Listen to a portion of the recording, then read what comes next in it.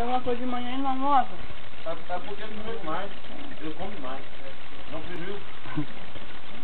Em casa, não come demais. Já limpou? É fraco não, hein? Ó, purê do prato, bocadinha lá.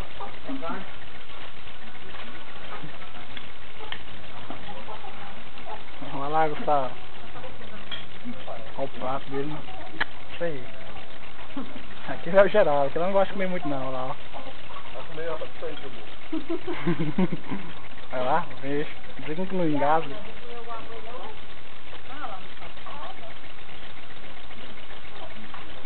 Eu vou descer na casa do prato e me botar na panela mais. Quem? Você mesmo. Não quero.